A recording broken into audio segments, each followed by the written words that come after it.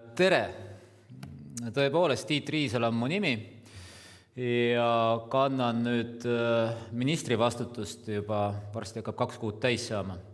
Siin oli küsimus, et mis selle ministeeriumi nimetus saab olema. Ma pean ausalt öeldes tunnistama, et ma jään vastuse võlgu, et kui minu käest küsiti, et mis ta võiks olla, siis mina ütlesin, et mulle MKM sobib. Et kõigil lihtsam, ei pea uusi domeine registreerima, uusi emaili aadresse tegema ja kulude kokkuhoid on meil prioriteet, nii et väike kulude kokkuhoid seegi, aga ütleme nime küsimustega tegelevad minust targemad inimesed ja eks 1. juuliks peab see selge olema. Aga üht või teist pidi see asi, mida me ajame, on oluline, mitte nii palju nimetus ja siia sõites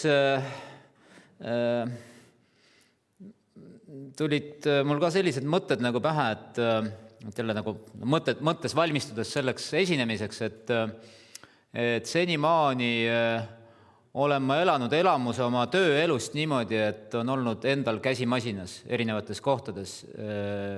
Ja nüüd ongi pisut harjumatu, tuleb vahetada käiku, et nüüd on justkui minu töö see, et öelda, mis on tähtis. Ja käsimasinas antud kontekstis on siis teil. Ja ma siis ütlen, mis ma arvan, et on tähtis isiklikus vaates ja ministeeriumi vaates ja ka selle valitsuse vaates. Ja need kõik tegelikult langevad kokku, need vaated, mis on väga hea. Et on lihtne rääkida ja võib rääkida peast või südamest, kuidas iganes seda öeldakse, hingest. Et tähtis on see, et Eesti digiriik areneks. Ja see ei ole üksnes tehnoloogiline küsimus, et on tehnoloogiliselt huvitav väljakutse, või ta ei ole üksnes teenuse osutamise küsimus, et need teenused, mida meil ju valdavalt osutatakse e-riigi näol, et need edeneksid, vaid on oluline Eestile enne kõike ka julgeolekulises mõttes. Et digiriik, digitehnoloogiad, kõik, mis on seotud e-ga selles kontekstis, on saanud osaks 20 aasta Eesti riigi loost, meie identiteedist, sellest, kuidas me ise ennast näeme. Me võime seda aeg-ajalt kiruda, nagu ikka, eks ole, saunalaval mõnikord kirutakse, aga olgu see, programmeerija või põllumajandusettevõtja, kui ta Hannaveris istub oma kolleegiga maha, siis varem või hiljem jõutakse selleni, et teil ju Eestis on selles digivallas nagu asjad hästi ja rääkige meile ka, kuidas need on.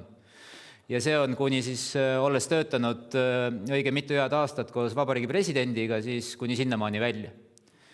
Nii et selles mõttes on ta meile fundamentaalselt tähtis, eriti selles kontekstis, kuhu me praegu maailmas sattunud oleme. Ja seda ilma igasuguse liialduseta, et ajad on keerulised mitmes mõttes, meie lähedal käib sõda, aga see ei ole üksnes see, seda sõda kasutatakse tegelikult ka hiilivaks tehnoloogiliseks maailma ülevõtmiseks ja selle kõigega tuleb nagu tegeleda, et see ilus periood, kus me olime kuskil seal 90ndate teises pooles, 2000ndate alguses, kui tundus, et maailm on valmis, see mudel, kuidas maailm saab edasi minna, on valmis, me saame liikuda ainult ühes suunas, sõbralikult käsi käes, helge tuleviku osas, see kõik on lõppenud. Aga see ei tähenda seda, et me ei peaks nagu tööd tegema või seda elu nautima või endast nagu parimat andma, ennast teostama, et see on lihtsalt üks tõsine väljakutse, millega me kõik koos peame tegelema. Et nii palju siis filosoofilises plaanis, et see, mida teie igapäevaselt teete, ei ole oluline ainult selleks, et tehnoloogilised süsteemid toimiksid, vaid seal on laiem kontekst ka.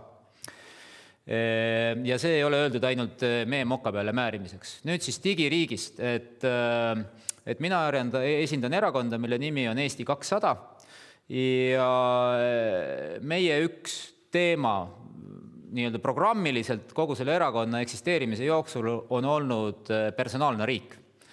Et ma ei tea, kas see on kõige õnnestunum termin või mitte, võib-olla on parem personaliseeritud riik või isikukeskne riik, aga ma usun, et eriti inimestega, kes puutuvad igapäevaselt kokku tehnoloogia e-riigiga, on see arusaadav, mida me selle all mõtleme. Et Eesti digiriik, nii kui ta seal 25 aastat tagasi tekkis, oli revolutsioon. ja sündis esimene digipööre ja mida see ennekõike tähendas seda, et paber jäi ajalukku. Me võtsime selgelt suuna sellele, et me ei tõsta erinevaid paberikuhjasid ühest kohast teise ja me suudame seda teha turvaliselt ja me suudame seda teha ka niimoodi, et andmed ei oleksid nii-öelda ristkasutatavad või vahetatavad.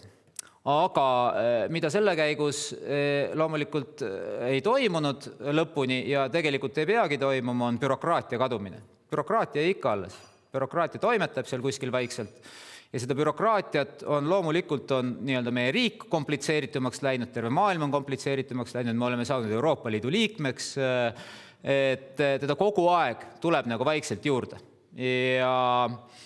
Ja nüüd me oleme jõudnud nagu sellisele arusaamisele või seal nii-öelda erakonnas seda asja arutades nende inimestega, kes seal tehnoloogiat tunnevad, aga ka laiemalt ja nüüd juba ministrina, eks ole ka, ma saan aru, et tegelikult see konsensus on meil kõigil olemas, et me oleme valmis uueks arenguhüppeks, digipöördeks 2.0 ja teeme siis selleks, et ehitada seda personaalset riiki. Ja kõige lihtsamalt kokkuvõttes, ütleme, definitsiooniga veel töötame, nii tehnoloogilise kui rahvapärasega, aga personaliseeritud riik on riik, mis tuleb ise inimese juurde siis, kui on õige aeg tulla. Ja inimese juurde, meie kui kodaniku juurde, selles mõttes, et me igapäevaselt ajame oma asju seal, kui ka nende inimeste juurde, kel on tahtmist toimetada rohkem, eks ole, siis ettevõtjate juurde või ettevõtja juurde ja ka, ma ei tea, kodanikuühiskonna aktivisti juurde.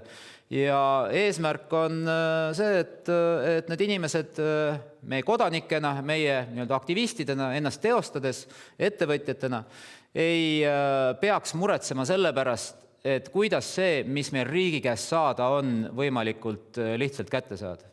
Riik tuleb, koputab meile hommikul läbi selle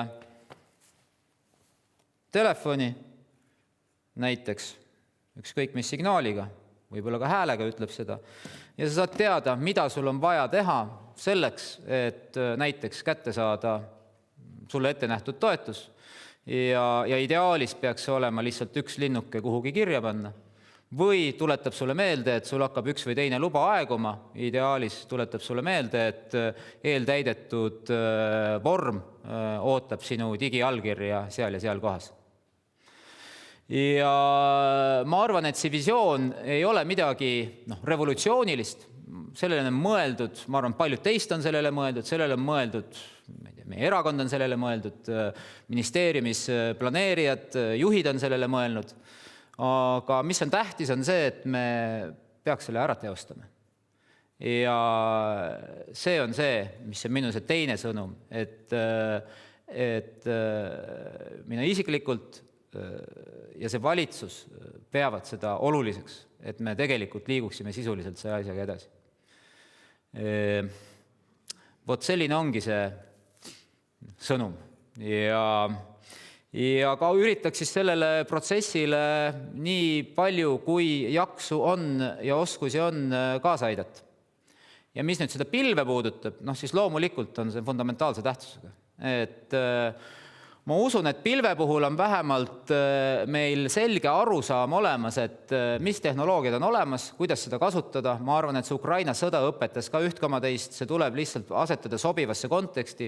Loomulikult õigusruum seab siin omad piirid, mõnikord on need ratsionaalsed, mõnikord mitte, aga sinna me peame nagu mahtuma. Ja teiselt poolt, eks ole, aga miks ma ütlesin, et sellega on lihtne, et laias laastus me hoomame seda.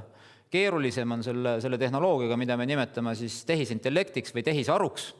Et tema on siin teinud sellise geomeetrilise progressiooniga hüppe oma arengus viimase poole aasta jooksul. Ja see on uus suur väljakutse ka selle meie personaalse või personaliseeritud riigi kontekstis. Positiivne on muidugi see, et me juba oleme sellega tegelenud, et meil on teatud valmisolek olemas. Ma arvan, et oma nii-öelda krati projektiga, et Eesti jällegi on väheseid riike, kellel see võimekus on, see potentsiaal nii kiiresti reageerida ja loomulikult on ka see teine suur oluline prioriteet selle pilve kõrval, et me saaksime selle tehisaru võimalikult efektiivselt oma digiriigi teenindusse rakendada ja sellest võikski siis tulla see digipööre 2.0, et et noh, nendest inimestest räägitakse legende, kes seda omal ajal tegid, et ma loodan, et südamest, et meil on kõigil võimalus selles uues legendiloomes nagu osaleda. Ja et jõudu tööle ja Eesti digiriik kestab ja areneb, õitseb ja õilmitseb. Tänu teile ka. Aitäh!